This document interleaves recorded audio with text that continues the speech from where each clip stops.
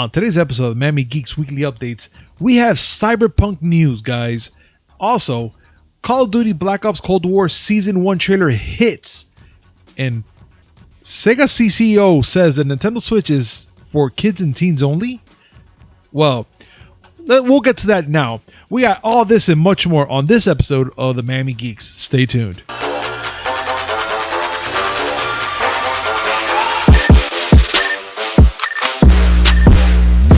Yo, welcome back to a brand new episode of the Miami Geeks Weekly Updates, brought to you by DigitalCrackNetwork.com.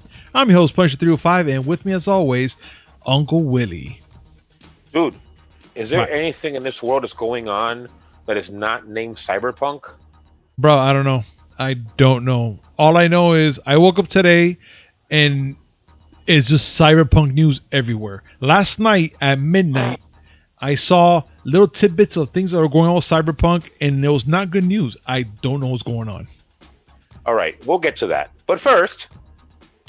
That's right. But first, this segment is brought to you by D2D. Use promo code MIAGeeks10 to save 10% on your next purchase order. That's MIAGEEKS10. It's all in caps. Remember, kids, description down below. Copy the promo code, click on the link, put it on your shopping cart, and that's 10% saved right there, guys. Also, they're having a big blowout sale, so make sure to check out the page so you can get a buy one and get one free offer. And below in the description, we have timestamps, guys. So we're going to be talking about a lot of stories. So if there's a specific story you guys want to touch base on, and instead of listening to the whole podcast, by all means, do it. But if you want to listen to the whole podcast, that's awesome, and we thank you for it. And as always, guys, make sure you hit like, comment, subscribe, hit that notification button just to know when we come with this amazing news, which is 3 times a week. You can't go wrong. 2 gaming podcasts in the beginning and the end of the week, and 1 movie podcast smack that in the middle. Now, let's get started. So, Cyberpunk 2077 download size clocks over 100 gigs big for the PS4 and the PS5. And I'm frankly going to say this because, honest to speak, that's pretty small compared to Warzone. And that's pretty small. I mean, I don't know how else to describe this, Willie. I do. Talk to me. I think it's telling when we came across this story and I showed it to you and you said, that's it? Yeah. Because after being beat down with Call of Duty Warzone being 180 gigs and Cold War talking about 200 gigs, 100 gigs is almost quaint, isn't it? It is. That's why I'm like, wow, 100 gigs only.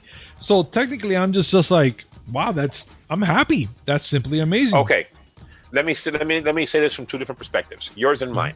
Okay. You're gonna play this on PS5. Yes.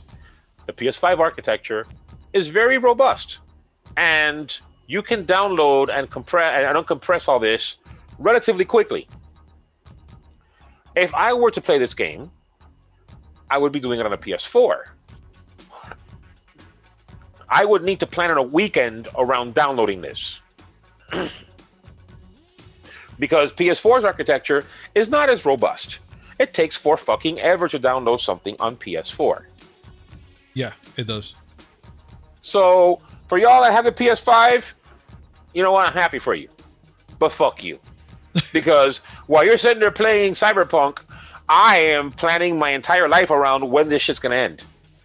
Oh God.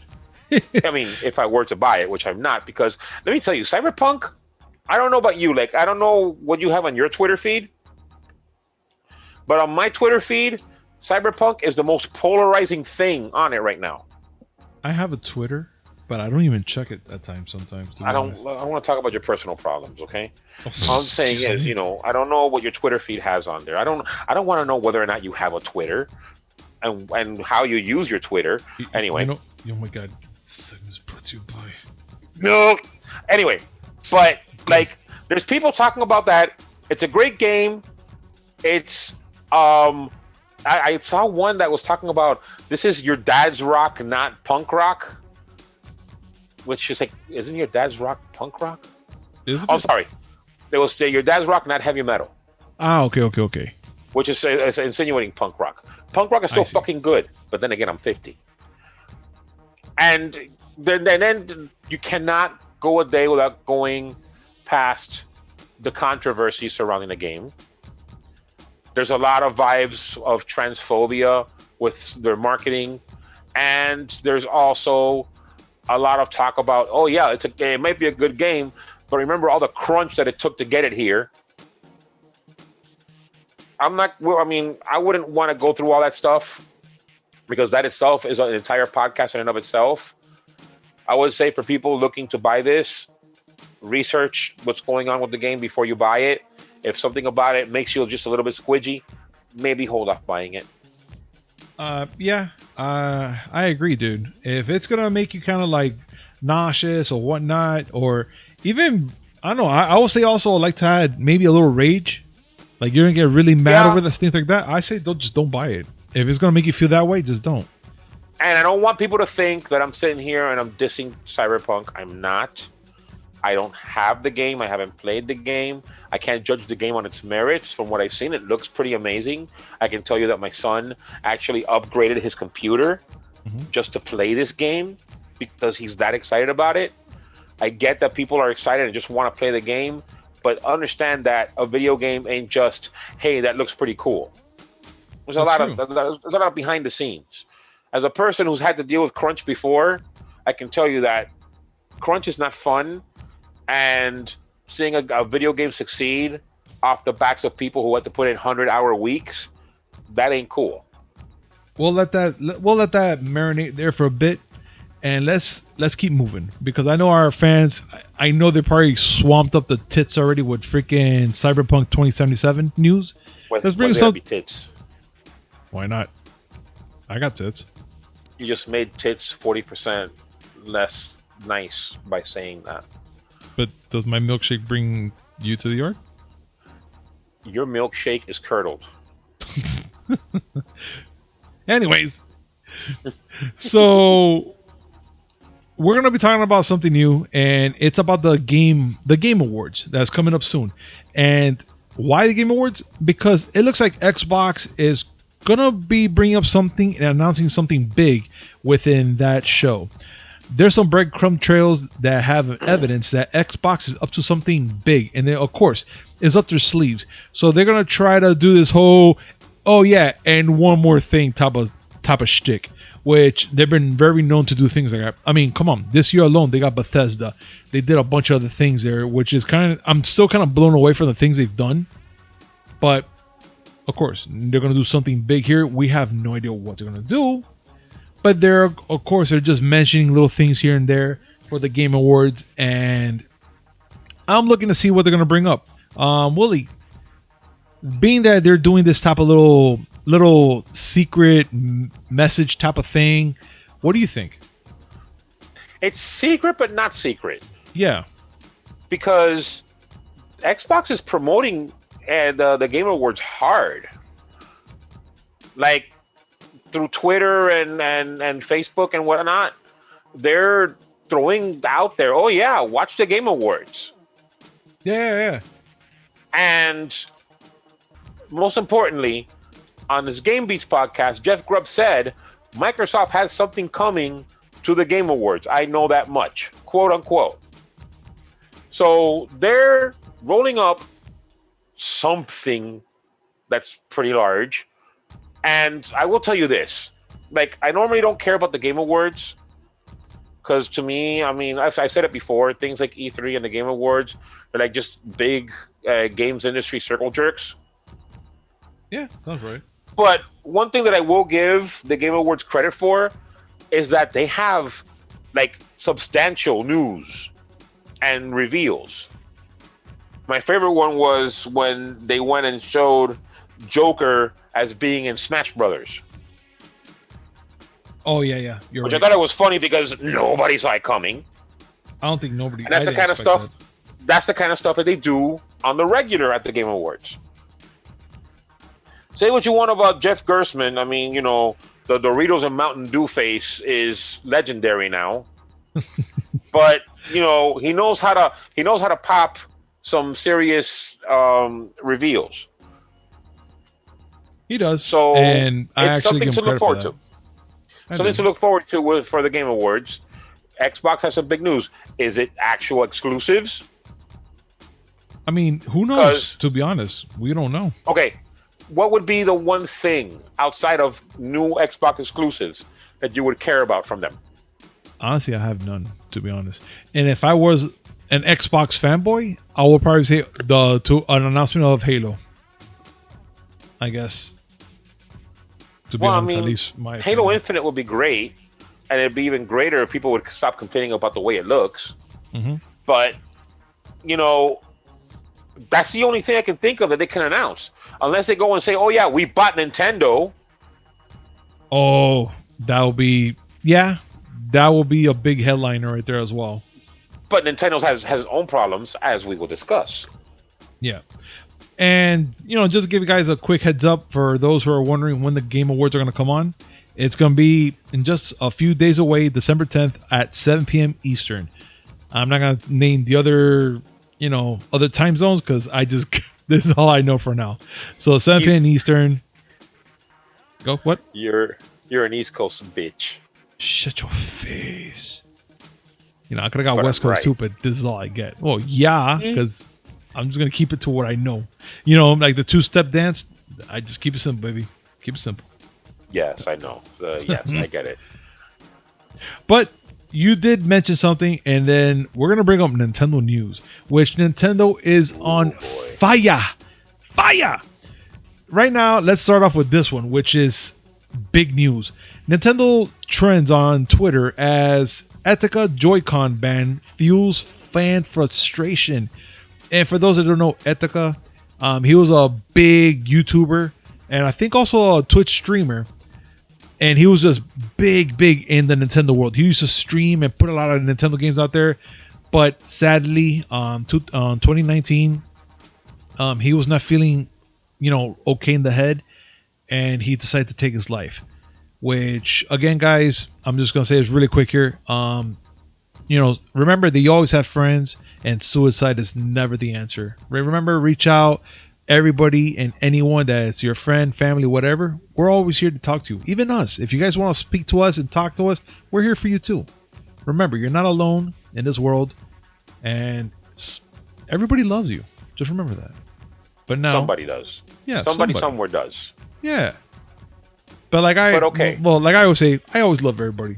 And so does Willie. I mean, he doesn't love me, but it's okay. I understand.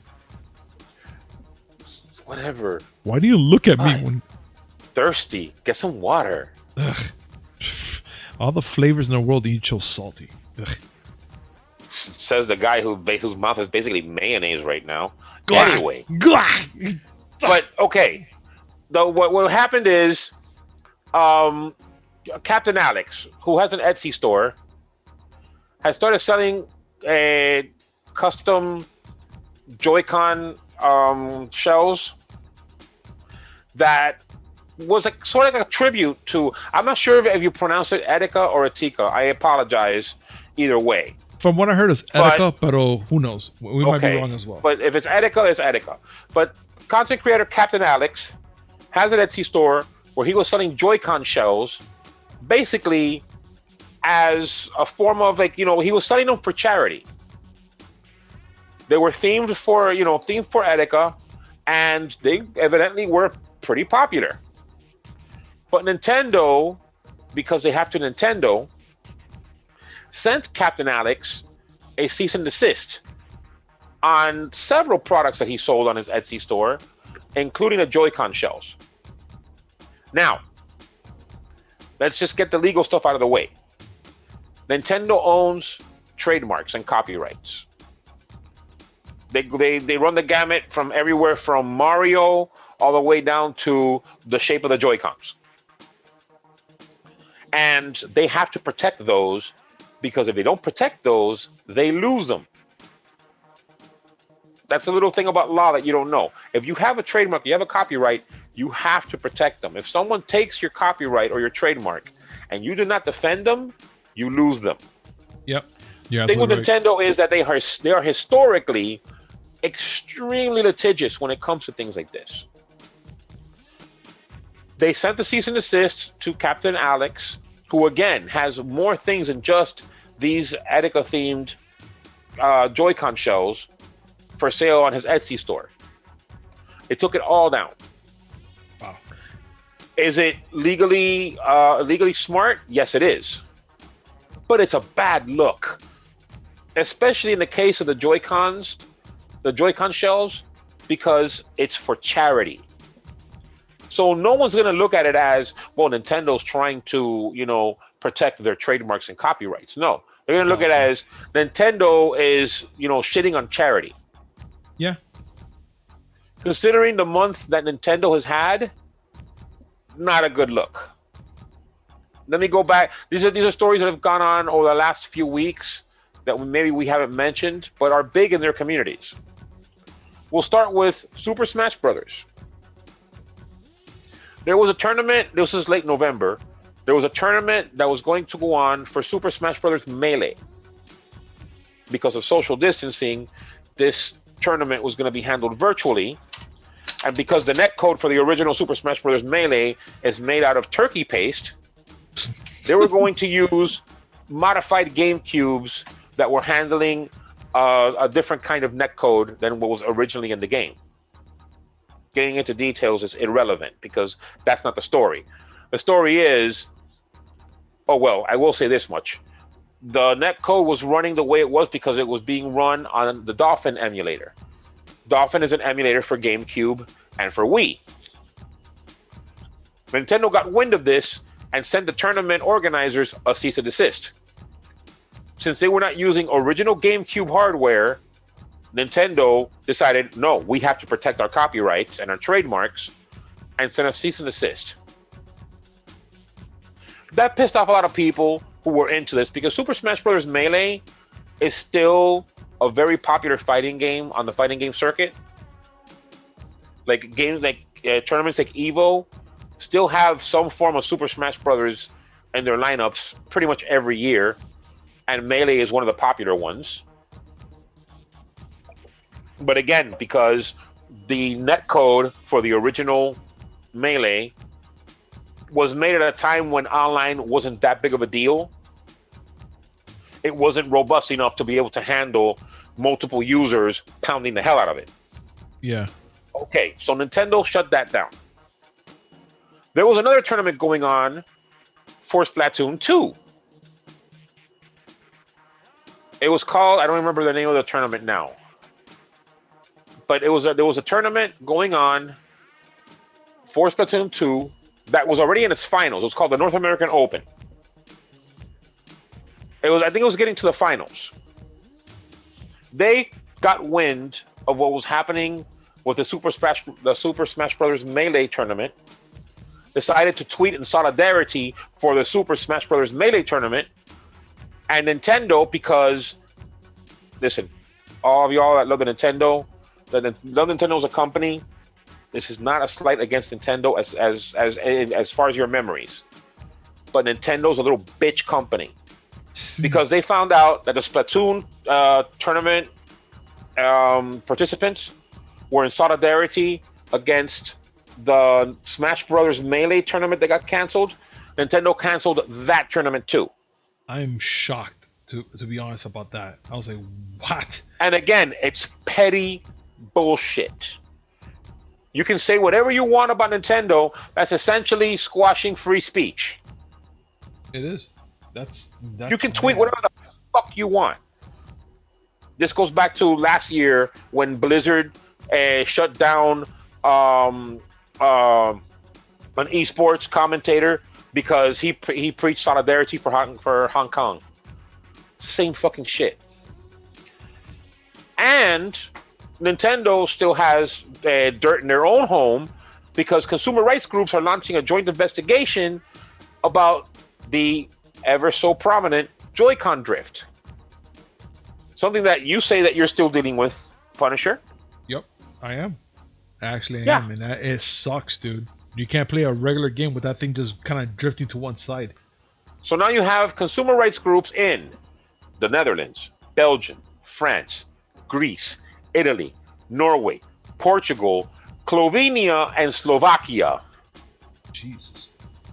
Looking into this shit. That's heavy.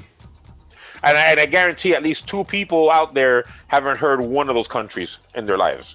Yeah, they just thought you sneezed right now. That's Yeah, they probably thought I had something stuck in my throat. yeah, technically. All this shit that Nintendo's going through, and they're worried about some fucking Joy-Con shells for charity, that just makes them look like a bully. And then Sega, because Sega is Sega, went and had to just rub some salt in the wound because their chief creative operator decided to go and say that the Nintendo Switch is for kids and teens. That's a quote. You wanna go ahead and tackle that name though? This is on Toshiro Nagoshi. That was close. Toshihiro Nagoshi. Toshihiro. Okay. Yeah. He just, his quote. I think even now the Nintendo platform is still a game console that is played by a wide range of age groups, but basically, I think it's hardware for kids and teens. I mean, I know quite a few people who love the Nintendo Switch. Punisher, you have one. Yes, I do. How do you take this comment? Bro, that's kind of an insult, to be honest. I mean, it could probably mean in a different dialect. Like he's probably trying to say in a different way, but to be honest, to me, it almost feels like a slap in the face.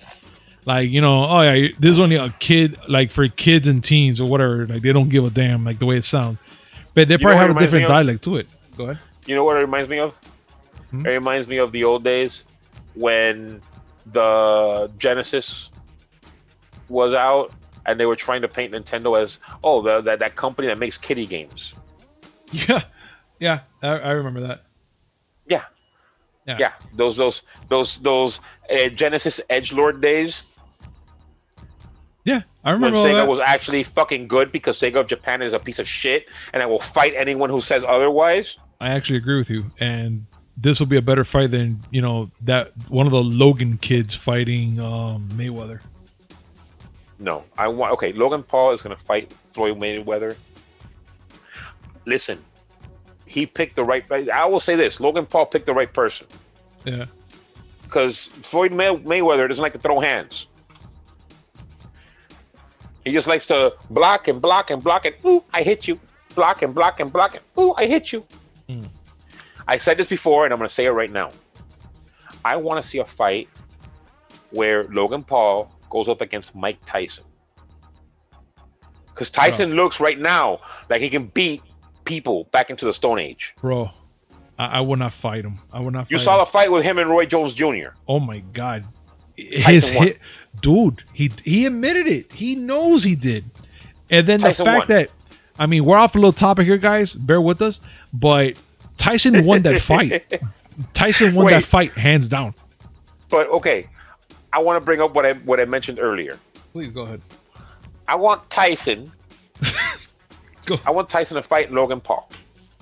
Yeah. And while the fight is happening, I want someone to pipe into the PA system "In the Air Tonight" by Phil Collins, so that he can remember that he was in the Hangout and in the Hangover, and exactly what he did in the Hangover. Play that clip. Oh God, it just never gets old. It never gets old. I want that. I want to see him do that to Logan Paul. For the only reason why I want to see it is because it's Logan Paul. Yeah. Despise that freaking bastard. I need to get out of my chest. I'm sorry. No, let's get back to news. Yes. Continue. Oh, I see the floor. Nintendo fucked up, and people are having fun with it. You know you fucked up when Sega of Japan, the people that thought Sonic Forces was a good idea, is dissing you. That's sad. That is super sad. But fuck that shit, dude. All I can tell you, man, right now, that I just think he just chose poor words to bring up something like that, dude. No, I think he said it, but he didn't think about what he said when he said it. There you go. That's what I was trying to say. I would think that he's trying to say, listen, the Switch caters to a different audience than other consoles, and technically he's right, but he doesn't take into account the fact that he is basically saying that Nintendo games are only for kids. Considering how many people out there love Mario and love more of their IPs than pretty much any other company, that's pretty short-sighted. Say whatever you want about Nintendo. Say whatever you want, and I've said it because fuck Nintendo sometimes. I agree. But they have a consistent stable of reliable, popular IPs, and they make, for the most part, there's a couple of exceptions, very good games with those IPs. They have really interesting games, man. I'm not gonna lie.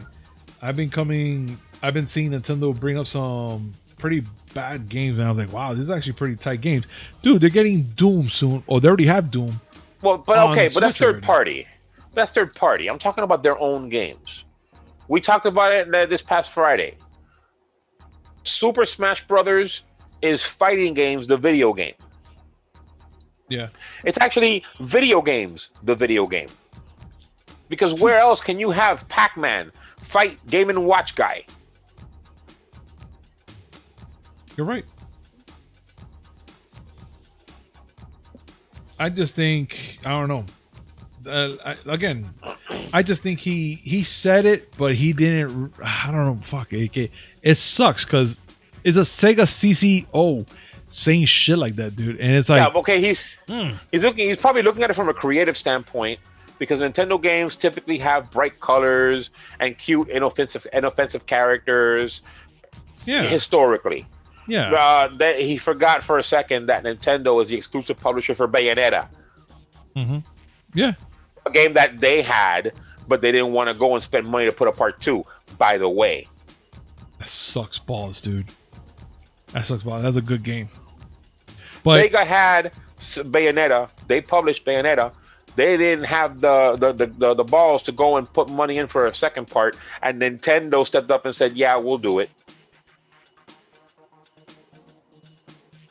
And because of that, people who love Bayonetta can only play Bayonetta 2 on the Wii U. Sad. That is. I still like the Wii U. It's not a great console. The Wii U is good though, but the thing is that it's sad that they couldn't be consistent enough and put it to the same console they've shot it out for. So it kind of like, damn, that sucks, dude. They'll do something like that. But you know what? Whatever, dude. But let's talk about something, Willie, besides this, because we could probably hit this topic another day, because who knows what else this man could say probably from here to tomorrow.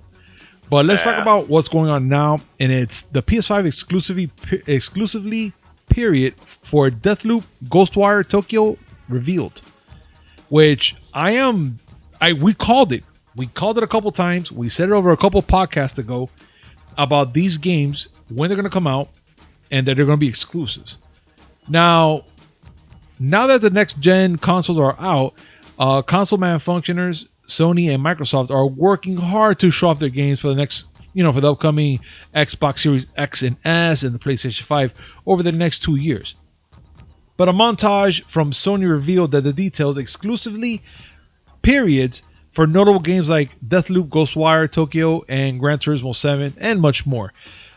Willie, I know today you're on a rant, so I'm using you because, dude, you have the gift. You have the gift today. The gift of what? The gift of gab. The gift of mad? Yes, the gift of mad gab. No, I am not mad. I just state things and I give my opinions. Well, but you do have that gift though, so please. But okay, Gran Turismo 7. I don't know why it was in the conversation. I never thought that it was going to be anywhere else but the PS5. But it's confirmed. It's going to be on the PS5 and only the PS5. There's not going to be a PS4 port, and it won't be on PC. That's, excuse me. That's something that, maybe was possible considering that PC is, a platform that's viable for gaming. But no, Sony's not doing that. Great. Project Athia, which I don't even know if you remember that game. I remember, but it's still kind of a blur. So please. Okay, that's a Square Enix game. Okay. And it's not even the final title. But they did say that it was only going to be on the PS5 and PC at launch. Again, no PS4 version, and it's not going to be on Xbox or Switch. The two big ones, the ones that people were most concerned of, were Deathloop and Ghostwire Tokyo. The reason why is that Deathloop and Ghostwire Tokyo are being published by Bethesda. And Bethesda's parent company, ZeniMax, was purchased by Microsoft earlier this year. Bethesda and ZeniMax did say that they were going to honor the exclusivity agreements for the PS5. They just didn't know for how long. Well, now it's been confirmed that both Deathloop and Ghostwire Tokyo are going to be on the PS5 and PC exclusive. Well, it'll be a console exclusive for only 1 year. So once Deathloop and Ghostwire hit that 1 year period, on to Xbox. Whether it's going to hit Switch or not, I don't know. That's still amazing, though. These games are pretty graphically intense. It is. Like Bethesda, like you were saying earlier, ported Doom Eternal to the Switch. You've got mail. But it runs at a slower resolution, a lower resolution, I should say. So it's not as graphically intense. I don't know that you can do that with either of these two games because they look pretty graphically intense. And Deathloop looks interesting as shit. It does, dude. It's like a mix between it's like a mix between Groundhog Day and Grosse Point Blank. Which is funny because when I saw the game when it first came out, I actually didn't like it much. But now that I'm seeing more of it, I'm going to a different tune about the game, which is interesting that a game does that to me. Sometimes when I'm very, how can I say, anal about a certain game, I kind of stick to my guns. Even if they show me more things, I look at them like, it's still the same to me, whatever. But Deathloop now is giving me a different vibe and different look to it, to a point where I'm actually liking it more now. So I hope they continue with this type of trend, and I hope the game comes out to be successful and amazing. I mean, I want every game to be successful. Yes. Don't get me wrong. I want all of them to be successful. But Deathloop is a game that I'm intrigued with. Like, it looks like something like the whole mechanic of, it's better. I said Groundhog Day meets Grosse Point Blank. What I should have said is Happy Death Day, the shooter. Yeah, there we go. That's exactly what it is. It is. Perfect example. That's it. Hands down, Willie. You got this one. There. Thank you. I try. Yeah, you're welcome. But I just can't wait to see more of all these games, and when they bring it out, and I want to see what fucking Bethesda and all that, being that they're bought over the Xbox. Like, what is Xbox going to say? Like, okay, this is the last time you do this for the PS5, and that's it, or I don't know. That's the thing. To be honest, I don't know. Like, Bethesda has said that they defer to Microsoft on this, and Microsoft said they're going to honor their existing commitments, and then they'll take everything on a case-by-case basis. Yeah. Everybody's the big ones that everyone's stressing about are Doom, Fallout, and Elder Scrolls. Yeah. Those are the big heavy hitters for ZeniMax as an entity. But Bethesda in practice. And it's like, does that mean that we're not going to get another Doom game on the PlayStation? Does that mean that Elder Scrolls 6 is not going to be on the PS5?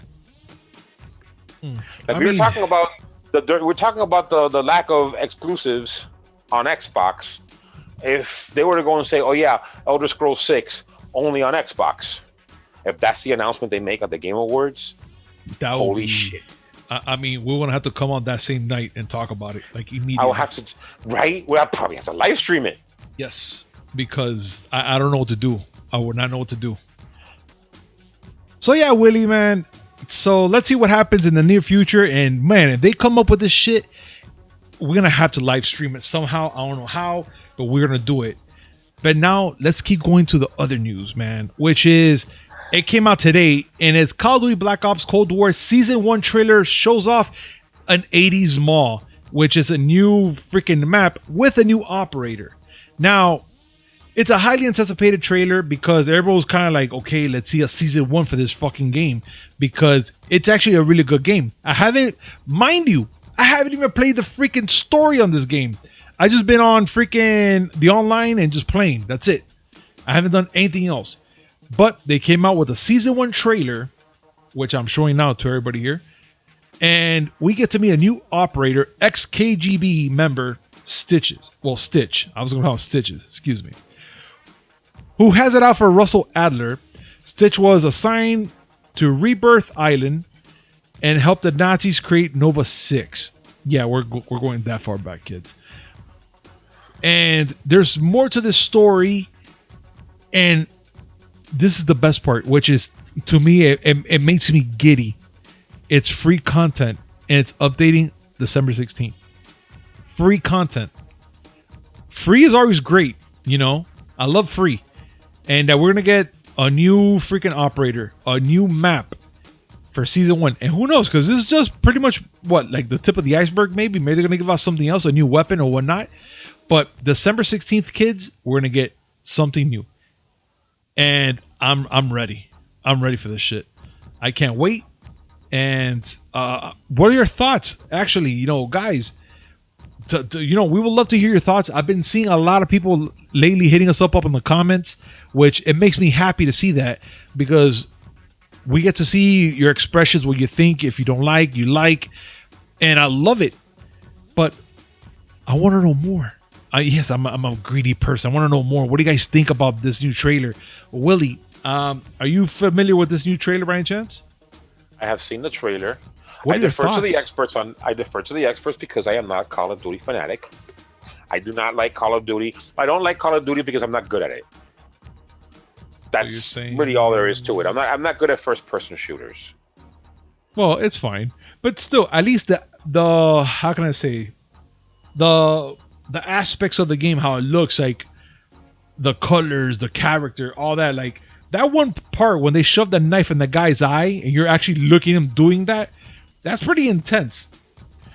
I mean, okay, yeah, the hardcore NC-17 content I'm sure is fun, but and mind you, folks, I'm not shitting on it. I'm just saying I'm not into it.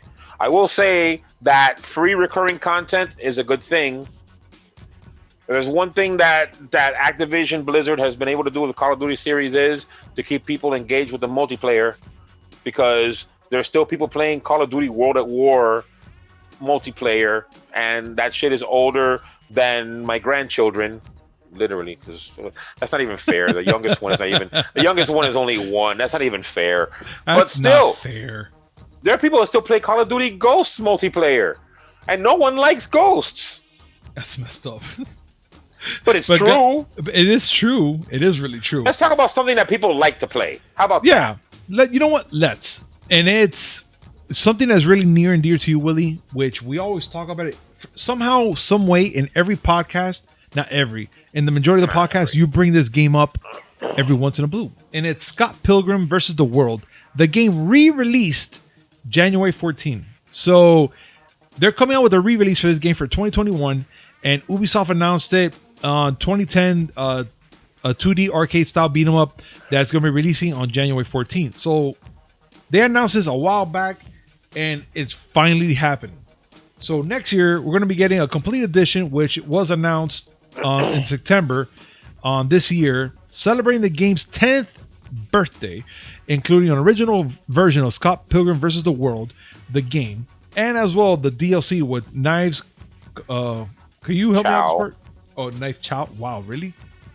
Knives Chow. You've heard that name before. I know I have, but I didn't want to make it sound so bad. I'm like, Knife Chow. Nice Chow. Okay, and Wallace Wells as an add-on pack. So you're going to be getting all this, and plus Scott Pilgrim also comes with a local co-op and online play, which I'm dying to play this game, to be honest. I've never played it. I've seen it always on TV. And of course, the movie, it was amazing. Fuck you. Fuck you. You're just saying that. You're just saying that because you know my feelings for the movie. Yes. I even did that thing with that freaking dog. He just looks back at you with the mouth, huh? Oh, yeah. That made me so happy. Yes, please. Yes, go ahead. My opinion of Scott Pilgrim versus the World, the movie, is on the record.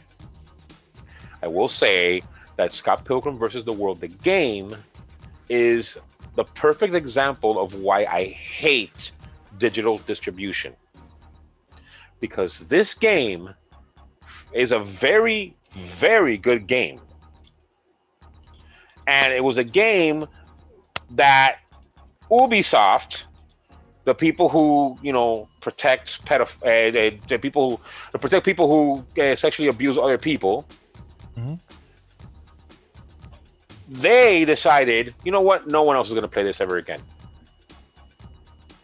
Came out in 2010, was removed in 2014, completely delisted. Meaning that if you didn't buy the game by 2014, fuck you. Yeah. They decided, you know what? Yeah, let's re-release it. Let's let them play this game. Mm-hmm. And I'm guessing it's going to be new HD mode and stuff like that, because... Fuck you, 5 years, whatever. What I'm trying to say is this. The game should have never been delisted. I'm going to pee on myself. Let's keep going. Why did they delist the game? If you know, you know what? Please tell me. I have no idea. I don't. Because there was, as far as I know, there could have been something that was, some rights that were traded back and forth that I don't know about. But that's the thing. Games like Scott Pilgrim versus the World can just be delisted, and you don't get to play them no more. Yeah. Konami did it with PT, famously. We've talked about it recently because they went out of their way to make sure that people who had it on the PS4 still have it on their hard drive on the PS4, can't play it on the PS5. But Deadpool was delisted for one point, then came back and was delisted again. Marvel vs. Capcom 2, Marvel vs. Capcom 3, Street Fighter, the Street Fighter, the online remasters and whatever, they were delisted for a while because Capcom no longer had the rights to Marvel content until they made nice with Marvel again, and they were able to re-release it, only to delist it again. It sucks when you as a consumer don't get to choose what games you want to play. Oh, I want to play this game. Let me see if it's available. No, I won't let you buy it. I don't care how much money you give me. It's bullshit. Laugh about it all you want. It's bullshit. I know, I'm sorry. But look, man, let's just keep it this way. At least they're bringing it back now, and we can play it again. And I'm going to I'm going to definitely play on my PS. The point I'm trying to say is, had they decided not to do it, you would never have been able to play it. No, it's true. You're absolutely right. The only thing I'm kind of like right now, it just kind of they put a hold on me right now. Scott Pilgrim vs. the World Complete Edition will be available for the PS4, Xbox One, PC, Stadia, and Nintendo Switch. And I'm here Stadia? I don't know. They just put that name there, like it's just there, just to fill in. It's a filler.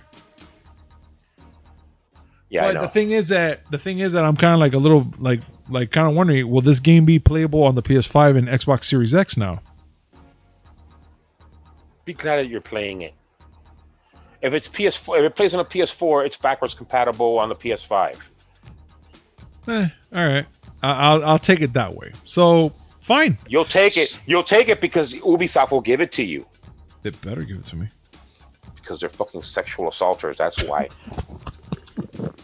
Guys, but be ready for it. 2021 is coming on January 14th. And I'm excited to see more about it and see what else they're going to give. And that's pretty much it for today, guys. Thank you so much for joining us today on this radical podcast today, because we really went off the rails really quick with Nintendo and every other news. And of course, us being us. And I just want to say thank you so much. And again, this segment is brought to you by D2D. Use promo code MIAGeeks10 to save 10% on your next purchase order. That's MIAGEEKS10. All in caps. Description down below. Copy, paste. You know the drill. And thank you so much. And make sure to hit like, comment, subscribe. Hit the notification button just to know when we come up with these amazing news, which is 3 times a week. 2 gaming podcasts in the beginning and the end of the week. And 1 movie podcast smack that in the middle. Guys, take care. And we'll see you again. Also, sorry, Steelers, but that record belongs to the Dolphins, and it's going to stay that way for a while. Peace. Fuck the Steelers. Ah!